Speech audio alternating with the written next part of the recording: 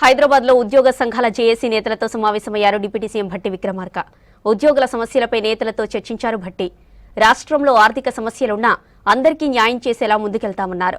ప్రజా విజయోత్సవాల తర్వాత ఉద్యోగుల సమస్యలపై అందరం కలిసి నిర్ణయం తీసుకుందామన్నారు డిప్యూటీ సీఎం భట్టి. అందరు సంఘాల సమస్యలన్నీ కూడా ఈ కార్యక్రమంలో రాసిచ్చారు.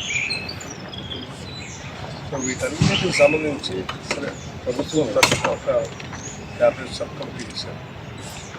క్యాబినెట్ సబ్ కమిటీ సమావేశం ఏర్పాటు చేసుకోవాలి. ఆ సమావేశంలో మీ అందరినీ పిలుస్తాం, మీ అందరు చెప్పేవన్నీ వింటాం.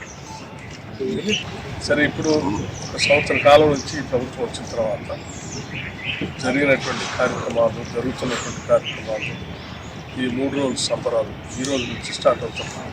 7, 8, 9 తారీఖు తప్పనిసరిగా ఈ ఉత్సవాలు అయిపోయిన తర్వాత తేదీ ఖరారు చేస్తాం.